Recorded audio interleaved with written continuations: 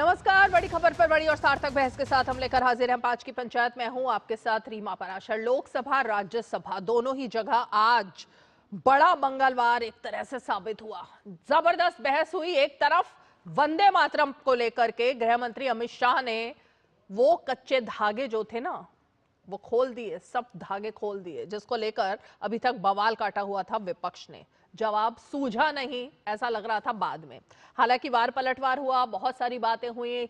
गृह मंत्री ने कई वो राज भी खोले जिनको लेकर अभी तक हलचल मची हुई थी कि भाई इतिहास को मत खंगालिए, इतिहास को मत खंगालिए। लेकिन अब ये दोगलापन कहेंगे या क्या कहेंगे विपक्ष का, राज्यसभा में जिस बात को लेकर मना किया जा रहा था, लोकसभा में वैसा ही कुछ विपक्ष करता हुआ दिखाई दिया। मनीष तिवारी ने जब एसआईआर पर चर्चा कर रहे थे, एसआईआर पर चर्चा की बात कर रहे थे, वो उसके दौरान उन्होंने राजीव गांधी का जिक्र किया, पुराने इतिहास का जिक्र किया और अपनी ही पीठ थपथपाई, यानी कि अपनी पार्टी की, कि भाई हमने सबसे बढ़िया चुनाव सुधार किए थे। अब इतिहास अगर कांग्रेस बात करती है तब सब कुछ ठीक है क्योंकि इतने सालों से सत्ता में रही, लेकिन अगर वही बात बीजेपी उठाती है, एनडीए उठाती है, तो कहा जाता है कि भाई इतिहास की बात मत कीजिए, भविष्य की बात कीजिए, आज की बात कीजिए। तो ऐसा दोहरापन, दोहरी रणनीति क्यों बनाई जाती है? लेकिन राहुल गांधी भी बोले। अब से कुछ ही पलों पहले राहुल गांधी ने भी लोकसभा में विपक्ष के नेता के तौर पर एसआईआर पर, जो उनका फेवरेट टॉपिक बन गया है ना पिछले चुनाव से लेकर के, लगातार वो इस पर मुद्दा लेते आए हैं, नई बात तो कोई दिखाई नहीं दी। लेकिन हाँ, एक उन्होंने बहुत बड़ा इल्जाम लगा दिया। उन्होंने कहा कि वोट चोरी जो है एक तरीके से देशद्रोह है और सरकार देशद्रोह कर रही है।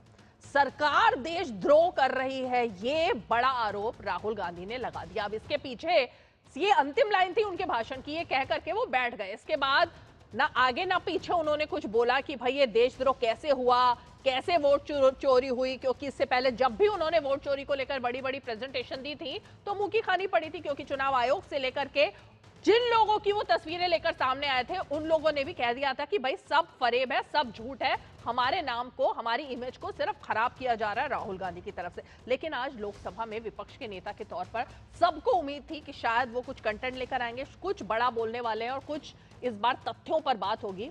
लेकिन उन्होंने खादी का भी जिक्र कर दिया, उन्होंने आरएसएस का भी जिक्र कर दिया, उन्होंने महात्मा गांधी की हत्या की भी बात कर दी। लेकिन एसआईआर जिसकी बात, जिस पर चर्चा थी, जिस पर विपक्ष ने इतने दिनों तक हंगामा साधा हुआ था, उस पर क्या लेकर आए राहुल गांधी, ये अब सोचने वाली बात है। तो चलिए आज जरा इसी पर चर्चा करेंगे कि राज्यसभा में कुछ अलग नियम, लोकसभा में विपक्ष के अलग नियम, ये कैसे चलेंगे और आखिर एसआईआर जिसको लेकर इतनी बड़ी बड़ी बातें की गई थी, वो आखिर टाइट फिस हुआ या फिर कि अब ये मुद्दा वाकई में विपक्ष ने संभाल लिया है। बड़े ही खास मेहमान हमारे साथ जुड़ेंगे, लेकिन सबसे पहले जरा तस्वीरें और बयान देखते हैं, उसके बाद चर्चा को आगे बढ़ाएंगे।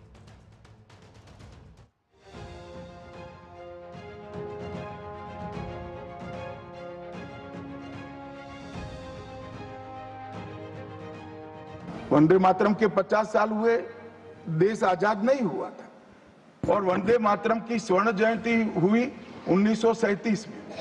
तब जवाहरलाल नेहरू जी ने वंदे मातरम के 2 टुकड़े कर उसको 2 अंतरों तक सीमित करने का काम। 50वें पड़ाव पर वंदे मातरम को सीमित कर दिया गया। वहीं से तुष्टीकरण की शुरुआत हुई और वो तुष्टीकरण जाकर देश के विभाजन में 50 साल के बाद वंदे मातरम 100 साल का हुआ। सबको था कि 100 साल मनाए जाएंगे, 100 साल मनाए जाएंगे, मगर 100 साल हुआ तब वंदे मातरम का महिमा मंडन का सवाल ही नहीं था, क्योंकि वंदे मातरम बोलने वाले जो सारे लोग थे उनको इंदिरा जी ने जेल में बंद कर दिया। ये वर्किंग कमेटी में मंजूर हुई। क्या नेहरू जी अकेले थे? क्या गांधी जी नहीं थे? सुभाष चंद्र बोस नहीं थे? कृपलानी नहीं थे? मदन मोहन मालवीय नहीं थे? आजाद जी नहीं थे? इनका अपमान कर रहे हो आप, इन सब का अपमान कर रहे हो। और ये सभी बड़े नेताओं का सम्मिलित निर्णय था। फिर नेहरू जी को अकेले क्यों टारगेट करके प्रधानमंत्री वही बार बार बोलते हैं, यहाँ होम मिनिस्टर बोलते हैं। और आपसे कहना चाहूंगा कि सरकार इस गफलत में न रहे कि सामने मौजूदा महत्वपूर्ण और ज्वलंत मुद्दे थे, लेकिन हमको ध्यान भटकाने का नहीं है। हमको ये आपके सामने इसलिए रख रहे हैं जो हालांकि देश में जो स्थिति दलितों की है, बच्चों की है। I am talking about the subject. In order to capture the vote, you have to capture institutions. I am saying that institutions of India are captured, and I will come to the point, which is Election Commission is captured. I am not saying this without proof. I have put forth adequate proof about how the Election Commission is colluding with those in power to shape the elections. ये SIR नहीं है, ये अंदर ही अंदर NRC वाला काम कर रहे हैं, क्योंकि हमने उत्तर प्रदेश में सुना है कि वहां के मुख्यमंत्री जी कह रहे हैं कि हम डिटेंशन सेंटर बना रहे हैं। भाई एसआईआर में जिसका नाम नहीं उसके लिए डिटेंशन सेंटर की जरूरत है? इसका मतलब अध्यक्ष महोदय, जो काम ये खुल के नहीं कर सकते थे एनआरसी, वो काम ये एसआईआर के बहाने कर रहे हैं।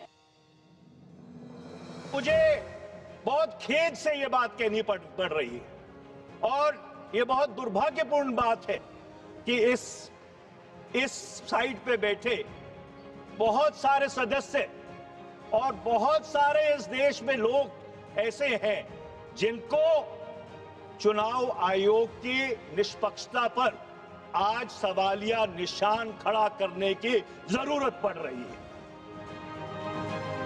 The whole SIR is contrary to Rule 24 and also contrary to the constitutional provisions in the Act, and that's absolutely unconstitutional. It is not the whims of choice of the Election Commission or caprice. Election Commission has to go by each and every word of the Act and the rules. आप EVM का सवाल उठा रहे हैं। इसी EVM प्रणाली से आप अगर 10 साल तक सरकार चला लिए, आपको अगर 10 साल तक बिहार देश की जनता ने आपको अगर सत्ता में बैठा दिया तो ईवीएम ठीक है, और लगातार प्रयास करने के बाद भी आपको जनता स्वीकार नहीं कर रही है तो ईवीएम गलत है।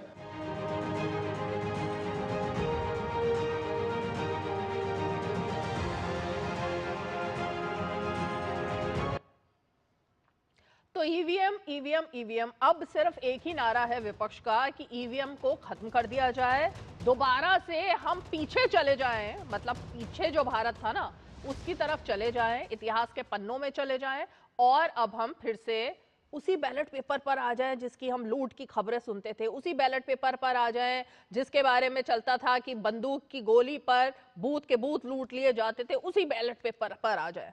तो अब भाई ये कैसी दलील दी जा रही है और ये कैसी सोच है, जरा इसी पर चर्चा कर लेते हैं। खास मेहमान हमारे साथ जुड़ चुके हैं, परिचय करा देते हैं खास मेहमानों का। हमारे साथ बीजेपी का पक्ष रखने के लिए बीजेपी के प्रवक्ता सिद्धार्थ यादव जी मौजूद हैं। तारिक खान जी हमारे साथ मौजूद हैं जो कि समाजवादी पार्टी का पक्ष रखेंगे। रोहित अग्रवाल हमारे साथ मौजूद हैं जो कि आरएलडी का पक्ष रखेंगे। कुछ ही पलों में हमारे साथ तहसीन पूनावाला भी जुड़ने वाले हैं स्टूडियो में, राजनीतिक विश्लेषक। लेकिन तारिक खान साहब, जरा आज शुरुआत आप ही से कर लेती हूँ। ये बड़ा दिलचस्प सा नहीं लगता है कि वही लोग वोट चोरी की बात कर रहे हैं, वही लोग कह रहे हैं सब वोट चोरी हो गया, वही लोग कह रहे हैं कि बीजेपी अब जीत कर नहीं आ सकती, जो कि लोकसभा में बैठे हुए हैं। अखिलेश यादव जो कि इतने सारे सांसदों के साथ लोकसभा में बैठे हैं, वही कह रहे हैं कि वोट चोरी हो गई, बीजेपी ने घपला कर दिया। यूपी में जो डिटेंशन सेंटर चल रहे हैं वो बंद कर दिए जाएं, घुसपैठियों के नाम पर पता नहीं क्या हो जाता है।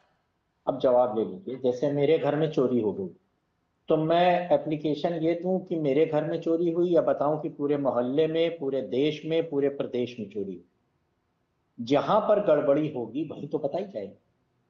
अब उसको सही या गलत लेना आपका नजरिया हो सकता है, मगर जहां पर गड़बड़ी होगी इसका मतलब ये नहीं है कि सब जगह गड़बड़ी है या कहीं गड़बड़ी नहीं। उसको आप जनरलाइज कैसे कर सकते हैं, और अगर करना चाहें तो कर सकते हैं। ईवीएम पे पहला सवाल उठाया जेबीएल नरसिम्हा ने, एमपी भारतीय जनता पार्टी, किताब लिखी, उस किताब की प्रस्तावना लाल कृष्ण आडवाणी ने लिखी। रैलियां निकाल रहे थे कि ईवीएम में 50 कमी है। तो अगर आज हम कमी ईवीएम में निकाल रहे हैं तो आप कह रहे हैं कि हम पीछे ले जाना चाहते हैं जब लूट होती थी।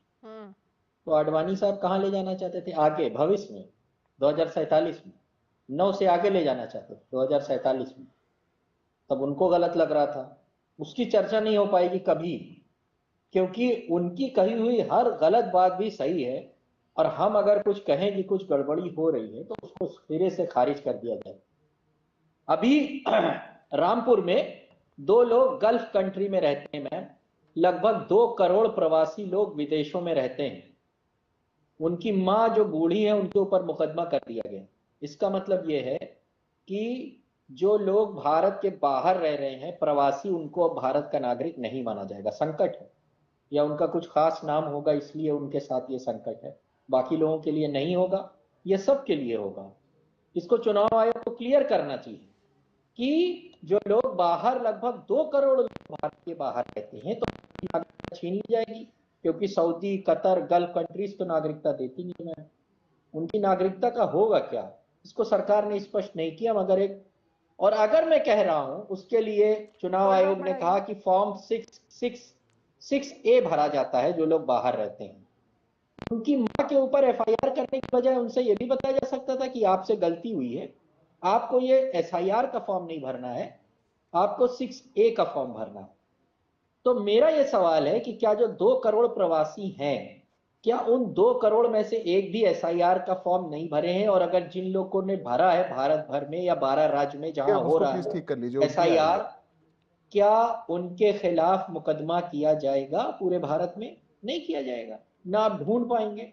इसलिए चुनाव आयोग की जितनी भी प्रक्रिया है उसमें समझ में नहीं आ रहा है कि ये लोग चाहते क्या हैं, आप क्या चाह रहे हैं। एक और बड़ा मूलभूत सवाल है मैम जो उठाया गया कि एक ही लोग कई जगह वोट डाल रहे थे। ठीक है, तो क्या चुनाव आयोग को यह सामने नहीं कर देना चाहिए कि एक लोगों का अगर 12 जगह वोट है तो क्या उस आदमी ने 12 जगह वोट डाला या सिर्फ एक ही जगह वोट डाला? ओके, अगर चुनाव आयोग ये बता देता, 10 सेकंड और मान लेते हैं तारिक खान का नाम 12 जगह है और राहुल गांधी ने यह एक्सपोज किया कि तारिक खान का नाम 12 जगह है, क्या उन 12 जगहों में से 5 जगह तारिक खान ने वोट डाला? ये मत बताइए। चुनाव में गोपनीयता का सिर्फ एक सवाल है कि किसको वोट डाला, ये गोपनीय रहना चाहिए। लेकिन क्या वो जो फर्जी एक वोट था, चुनाव आयोग बड़े आराम से इस चीज को बता सकता था कि वो 12 जगह में से इसने 4 जगह वोट डाला। इसका मतलब है कि धांधली हो रही है, एक आदमी मल्टीपल जगह वोट डाल रहा है, सिंपल। चुनाव आयोग नहीं बता पाया ये। अब आदमी लेके आओ, पहचान कराओ, सारा ओनस आपने डाल दिया सामने वाले पे। इतनी मामूली बात है चुनाव क्या? आयोग की जिम्मेदारी। तारिक खान जी, आपने इतनी हाँ। आसानी से जो बात यहाँ कही, अखिलेश यादव तो कुछ और ही बोल रहे थे। अरे भाई, अब जो वो तो कह रहे हैं वोट चोरी हो गई, आप तो गड़बड़ी की बात कर रहे हो। गड़बड़ी ठीक है, गड़बड़ी अगर है उसको सुधारा जा सकता है, लेकिन अगर पूरा वोट ही चुरा लिया गया और चैलेंज किया जा रहा है कि बीजेपी अब अगर उपचुनावों वाली सीटों पर लड़ेगी तो हार के आएगी क्योंकि चुनाव आयोग उसके साथ था, ये बात तो और बिल्कुल आपकी सही बात दलील है। में तो अलग अलग कॉन्ट्राडिक्शन आ गया ना। फिर यहाँ सिर्फ गड़बड़ी नहीं है, यहाँ तो पूरा वोट ही चुरा लिया गया, ये बात हो रही है। मैम, बाई इलेक्शन में कुदरकी में बंदूक दिखाकर लोगों को वोट डालने से रोका कि आपने नहीं देखा, आपने नहीं देखा, हमने देखा। बंदूक की नोक पर बाई इलेक्शन में लोगों को रोका गया कि वो वोट डालने न जा पाए। अब ये लोकतंत्र को मजबूत करना हुआ एक तरीके से। भाई, जितना लोगों को आप रोकिए, बंदूक दिखाइए, उनको कट्टा दिखाइए, उनको गोली मार दीजिए, या उनसे कहिए तुम घरों से निकलोगे तो तुम्हारे ऊपर मुकदमा हो जाएगा, ये लोकतंत्र की मजबूती है। इससे लोकतंत्र मजबूत होगा। आप मदर ऑफ डेमोक्रेसी कहलाते हैं, आप दुनिया का सबसे बड़ा लोकतंत्र कहलाते हैं, उसमें मजबूती आई। मेरा ये तो सवाल बात कुछ अगर और था सिद्धार्थ यादव जी। बात अगर अखिलेश यादव कह रहे हैं तो क्या गलत है? ठीक है सिद्धार्थ यादव जी, अब बात तो यहाँ पर इतनी बड़ी हो गई ना, राहुल गांधी ने कह दिया है कि देशद्रोह कर रहे हो आप लोग, वोट चोरी कर करके आपने देशद्रोही कर दिया है, और ये जो जुल्म है, जुर्म है, उसको तो किसी भी तरीके से उसको कैसे एक्सेप्ट करेंगे राहुल गांधी? देखिए रीमा जी, बात समझने की यह है कि जिसको देशद्रोह राहुल गांधी बता रहे हैं वो अपने गिरबान में झांक करके देखेंगे तो वास्तव में देशद्रोह का काम वो कर रहे हैं। आधारहीन आरोप लगाना, संवैधानिक एजेंसियों को कटघरे में खड़ा करना, किसी बात का सबूत ना देना, आरोप लगा करके भाग जाना, लोकतांत्रिक प्रक्रिया पर विश्वास कम करना, चुनावी प्रक्रिया पर लोगों का विश्वास उठाना, यह देशद्रोह है। राहुल गांधी इस बात को जानते हैं। अपना चुनाव हार जाने के बाद भी वो देशद्रोह पर उतारू हैं, क्योंकि चुनाव का ठीकरा या चुनाव की जिम्मेदारी उनके सामने ना आ जाए। अब मैं छोटा सा उदाहरण देता हूं, इसमें कोई रॉकेट साइंस नहीं है। चुनाव कैसे होते हैं देश के अंदर, चुनावों की क्या प्रक्रिया होती है, चुनाव आयोग क्या करता है, जो भी पार्टी जिसका कैडर धरातल के ऊपर है वो जानती है। जैसे अभी तारिक खान एक उदाहरण दे रहे थे, मैं उनका उदाहरण लेकर के बताता हूं। उन्होंने कहा कि हमने आरोप लगाया कि एक मतदाता 6 जगहों पर है, तो चुनाव आयोग आकर के उसका स्पष्टीकरण करे कि अगर 6 चुनाव सूचियों में उसका नाम है तो उसने 6 जगह वोट किया, कि 1 जगह वोट किया, कि 2 जगह वोट किया। मैं केवल इस उदाहरण से, उन्होंने जो आरोप लगाया उनको तो छोड़ो, मैं इस उदाहरण से बताता हूं आपको कि चुनाव में वोटिंग होती कैसे है। कोई भी कहीं वोट करने जाएगा किसी भी पोलिंग बूथ के अंदर, तो वहां पर जो चुनाव के अधिकारी बैठे हैं उनके साथ साथ पार्टियों के बीएलए बैठते हैं, अधिकृत आई कार्ड लेकर के। तो अगर मैं यूपी के किसी बूथ में वोट डालने जा रहा हूं तो तारिक खान की पार्टी का एक व्यक्ति वहां पर वोटर लिस्ट के साथ बैठा हुआ होगा। हाँ। फिर जब मेरे हाथ पर स्याही लगेगी जो मैंडेट करेगा कि मैंने एक ही जगह वोट डाला, जो स्याही मिटाई नहीं जा सकती, मेरा नाम अनाउंस किया जाएगा, तो तारिक खान जो कि ब्लू बूथ लेवल एजेंट होंगे मेरे नाम को अपनी लिस्ट में से काट देंगे। अब आपके एजेंट हर बूथ पे बैठे हैं, जिस नाम को आप कह रहे हैं कि ये 4 बूथों पे बैठे थे, केवल अपने बीएलए से पूछ लीजिए क्या वो नाम क्रॉस हुआ कि नहीं हुआ। अगर वो नाम क्रॉस हुआ तो उसने वोट डाला होगा, नहीं हुआ तो नहीं डाला होगा। मैंने इतनी सिंपल भाषा में क्यों समझाया रीमा जी? क्योंकि राहुल जी को पहली बात तो सिंपल ही शायद समझ में आएगा, चुनावी प्रक्रिया थोड़ी सी कॉम्प्लेक्स है तो उनको समझने। दूसरी बात, देश के अंदर जितनी कैडर बेस्ड पार्टियां हैं अच्छा ऑडियो का इस बात को जानती हैं और इस प्रक्रिया में लंबे समय से शामिल है कि हमको चुनावों को। ऑडियो का कुछ दिक्कत आ रही हूँ सिद्धार्थ यादव जी आपके पास, लेकिन रोहित अग्रवाल मैं आपका रुख करूँ इससे पहले तहसीन पूनावाला जुड़ गए हमारे साथ, राजनीतिक विश्लेषक। तहसीन जी, राहुल गांधी का भाषण सुन के ना मुझे मीर तकी मीर का आज वो शेर याद आ गया। बहुत आरजू थी गली की तेरी, तो यहां से लहू में नहाकर चले। ऐसा लग रहा था एसआईआर पर इतने दिनों से बवाल काट रखा था पूरे विपक्ष ने कि क्या बोल देंगे, पता नहीं क्या खुलासे कर देंगे, इतनी कोई नई बात रखने वाले हैं, ऐसा कुछ बोलने वाले हैं। लेकिन निकला क्या उसमें? मतलब आरएसएस, गांधी जी की हत्या, खादी, ये तमाम विषयों पर बोलते बोलते अंत में जो मेन बात उनको जो बोलनी चाहिए थी, जो उनका आज का एक लाइन की जो बात उन्होंने बोली कि देशद्रोह कर रही है बीजेपी वोट चोरी के नाम पर। अब ये देशद्रोह कर रही है बीजेपी वोट चोरी के नाम पर? देखिए रीमा जी, सबसे पहले तो आपके शो में शिरकत करने का मौका मिला, इसलिए आपका शुक्रगुजार हूं। सर मैं ब्लर नहीं हूं, खुद ही कट रहा है, ये कट नहीं रहा है। बीजेपी का देश के लोगों के साथ कनेक्शन कट गया है, ये तो जबरन आप कनेक्शन बना रहे हो वोट चोरी के मामले से, ये तो समझ में आ रहा है हमें। ये तो भगवान ने इशारा दे दिया, भगवान की फटकारे रीमा जी की शो में। अच्छा, आप जो 10 मिनट लेट आए शो इनका में, कनेक्शन कट गया है, आप इसीलिए 10 इनका मिनट लेट आए शो में क्योंकि आपको था आपका कनेक्शन कट सकता है, इसीलिए आप स्टूडियो में आए आज। एकदम एंट्री करके आया, इनको बताने में कनेक्शन कट गया, इसीलिए ठीक है, चलिए। बहुत बढ़िया, बहुत बढ़िया। एक्चुअल में ये है रीमा जी, देखिए सारी चीजों को छोड़िए, मुझे 2 या 3 चीजों का सिंपल, क्योंकि सिंपल बात की है मेरे भाई ने अभी वो दिखने रेश। एसआर की प्रक्रिया शुरू है, किसी पॉलिटिकल पार्टी ने एसआर का विपक्ष नहीं किया, लेकिन एसआर ऐसा कैसा कि बंगाल के अंदर, उत्तर प्रदेश के अंदर एसआर और आसाम में सिर्फ एसआर। ऐसा क्यों है कि उत्तर प्रदेश में घर घर जाके 11 डॉक्यूमेंट्स चेक करेंगे, लेकिन आसाम के अंदर कोई डॉक्यूमेंट्स चेक नहीं करेंगे? ये कौन सा नया? चुनाव तो उत्तर प्रदेश में भी हो रहा है, बंगाल में भी हो रहा है, आसाम में भी हो रहा है। हालांकि आसाम में एनआरसी हुआ है। घुसपैठिए माननीय गृह मंत्री जी ने कहा बिहार के अंदर 390 निकले, बिहार के अंदर 390 में से एक को भी नहीं वापस भेजा। आसाम के अंदर 19 लाख निकले, उसमें से 12 लाख हमारे हिंदू निकले, एक को वापस नहीं भेजा। नहीं भेजना चाहिए, अगर आप हमारे हिंदुओं को देना चाहिए, लेकिन आपने 19 लाख के उन घुसपैठियों का क्या हुआ? 19 लाख आसाम में निकले, फिर वहां जाके कोर्ट में दोबारा से करेंगे। इनको दरअसल करना कुछ नहीं। वो एक टीवी के अंदर, ये आपके कैमरामैन उन्होंने देखा होगा, बिग बॉस वगैरह टीवी में आता है, कैरेक्टर और ही करते, वो और ही ना सब जगह पे होता है, लेकिन किसी को नहीं पता क्या करता है। ये भाजपा भी वैसे, किसी को नहीं पता क्या करते, लेकिन सब जगह पे होता है। हमने ये किया, वो किया, हीलिंग देता है वो लोगों को गले मिलकर। हाँ, ये भाजपा भी, हम हीलिंग दे सबको परेशान करते रखा है, और के जैसा हर रील के अंदर वही आता है। मैं वही, ये भाजपा वाले वही है। अरे मैं आपको बता रहा हूँ, 19 लाख क्यों नहीं निकाला आपने? बिहार के अंदर 390 निकले। माननीय गृह मंत्री जी ने इतने स्पीचेस, 390 तो स्पीच दे गृह मंत्री ने 390 लोगों के बारे में। तो मेरा आपसे सवाल है कि एसआईआर की प्रक्रिया में आप अलग अलग राज्यों में अलग अलग प्रोसेस क्यों कर रहे हैं? बंगाल में एक प्रोसेस, आसाम में एक प्रोसेस, उत्तर प्रदेश में एक प्रोसेस, ये आप प्रोसेस अलग अलग क्यों कर रहे हैं? ये थोड़ा बता दीजिए। जिन लोगों ने आत्महत्या की, क्या उनके बारे में दो शब्द बोले? तहसीन भाई, मेरा क्वेश्चन है, प्रधानमंत्री बंगाल और यूपी में कौन सी प्रोसेस अलग है? आत्महत्या की है, वो कुछ काउंटर कर रहे हैं आपको। बीएलओ ने आत्महत्या की। मैं पूछ रहा हूं तहसीन भाई, बंगाल और यूपी में कौन सी प्रोसेस अलग है, थोड़ा बताइए। आसाम के अंदर आप लोग 11 डॉक्यूमेंट। अच्छा, आसाम के, मैं जवाब देता हूं। अब मैं जवाब, एनआरसी का मत बोलिए, एनआरसी की वजह से आपको देखना चाहिए डॉक्यूमेंट्स। मैं जवाब दे रहा हूं। अरे अब मैं जवाब दे रहा हूं, बोलिए ना। अभी मैंने एक सिंपल बात रीमा जी इसलिए कही थी कि राहुल जी को समझने में आसानी हो।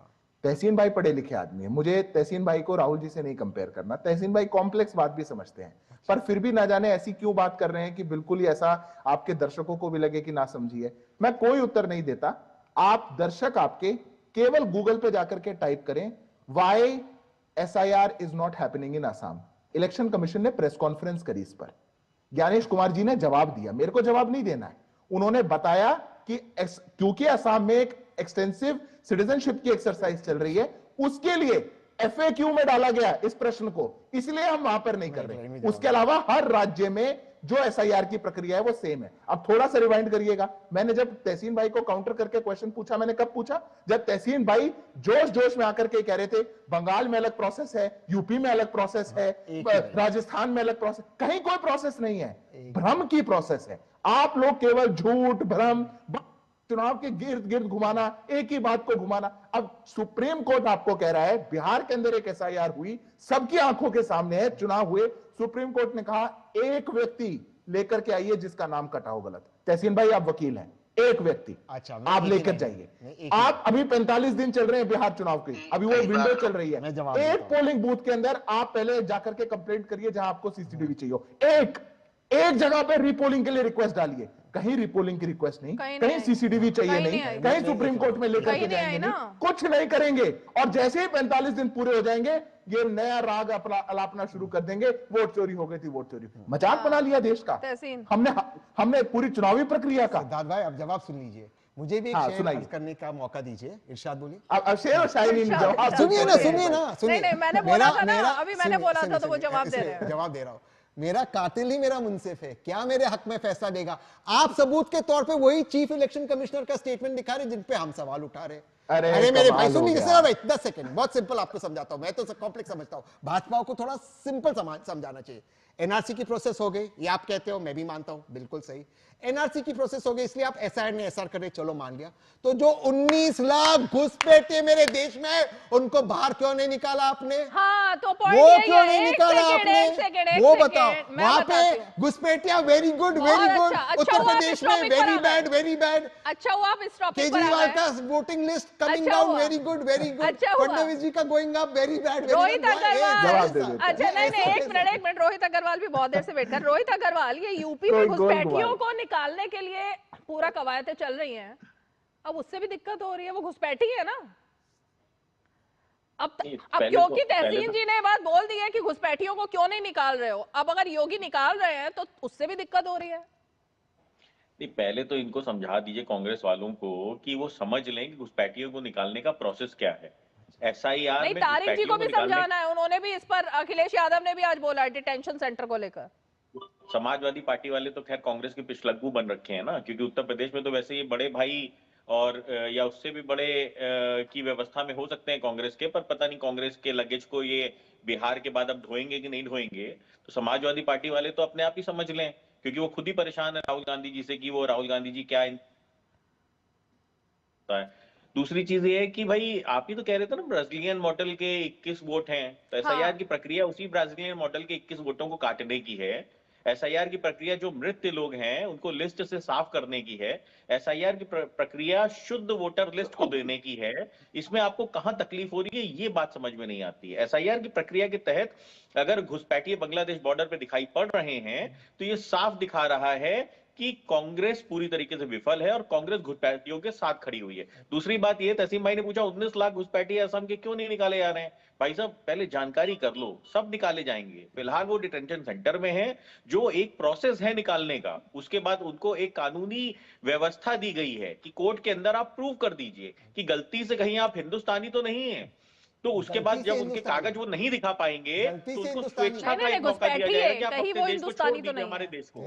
और तीसरा, फिर अगर उसके बाद भी वो नहीं निकलेंगे तो उनको जबरदस्ती निकाला जाएगा। ये प्रोसेस है, ये नियम कानून है, जो कांग्रेस काल में बने हुए नियम कानून है। तो भैया हम तो आपके बनाए हुए कानूनों को फॉलो करने का काम कर रहे हैं, आपको इतनी तकलीफ क्यों हो रही है। और एसआईआर की प्रक्रिया बिल्कुल साफ है कि वो घुसपैठियां निकालने की नहीं है, वोटर लिस्ट का शुद्धिकरण करना है। जो राहुल गांधी एक लखनऊ के लड़के को ढूंढ के लाए थे कि वो 5 जगह फ्लाइट पकड़ के आता है वोट करने के लिए। राहुल गांधी बता रहे थे कि वो लखनऊ आता है, बॉम्बे जाता है, बैंगलोर जाता है, हैदराबाद जाता है। तो जो 5 जगह उसका नाम है ना, उसको काट के एक जगह पे उसका नाम कर दिया जाए। इसके लिए एसआईआर की प्रक्रिया है। और खुद ही आप प्रेस कॉन्फ्रेंस करके मांग करते हो, और जब शुद्धिकरण करने की बारी आती है तब आप उसका विरोध करना शुरू कर देते हो। तो पहले डिसाइड कर लिया करो किस मुद्दे को उठाना है, किसको नहीं उठाना है। तारिक जी का जवाब बहुत जरूरी है, लेकिन एक लाइन आप कुछ बोल रहे हैं, फिर मैं ब्रेक ले लेती हूँ। क्या तहसीन, जल्दी से।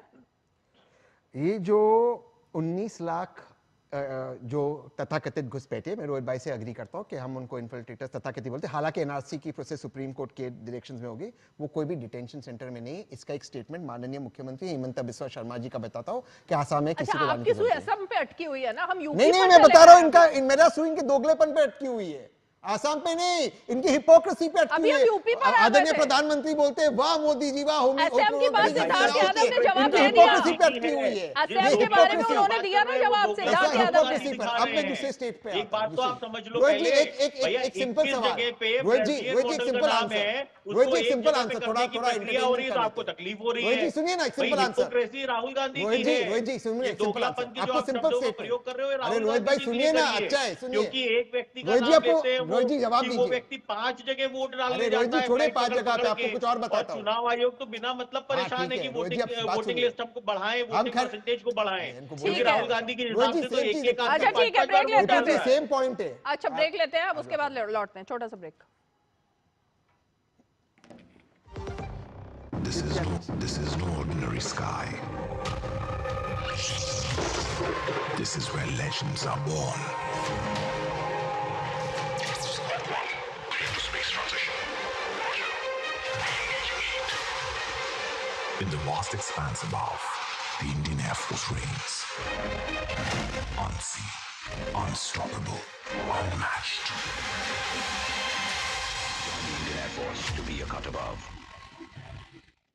LIC युवा प्रोफेशनल्स के लिए लाए हैं नवजीवन श्री। करें नियमित प्रीमियम का भुगतान, जीवन बीमा का आनंद लें, प्राप्त करें प्रीमियम के प्रतिशत पर गारंटीकृत एडिशंस, अपने वित्तीय लक्ष्यों के अनुरूप मैच्योरिटी पर गारंटीकृत धनराशि पाएं। मौजूदा पॉलिसी धारकों के लिए आकर्षक अतिरिक्त लाभ आज ही खरीदें।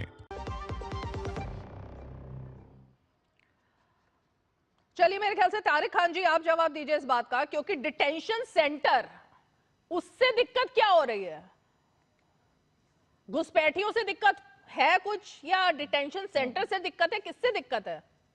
देखिए मैम, ऐसा है कि घुसपैठिए शब्द का इस्तेमाल कर कर लगातार चुनाव जीतने की कोशिश की जा रही है और जीता भी गया है। अभी बताया जा रहा था कि सारे घुसपैठियों को ढूंढेंगे, जैसे 50,000 घुसपैठिए यूपी में बीजेपी के शहर अध्यक्ष लखनऊ ने कहा हमने ढूंढ लिए हैं। कहाँ है, कैसे वापस भेजेंगे, कुछ पता नहीं। झूठ बोला कि ढूंढ लिए। ऐसे ही अभी बताया गया कि 18 लाख 20 लाख चिन्हित किए गए, मगर आसाम विधानसभा के अंदर, मैं जो कह रहा हूं इसको कायदे से आपकी टीम रिसर्च करे, आसाम विधानसभा के अंदर नवंबर 2025 में अतुल बोरा वहां के मंत्री ने जवाब दिया कि हेमंत बिस्वा सरकार 2021 में आई है और 21 से नवंबर 2025 तक कितने घुसपैठिए भेजे गए?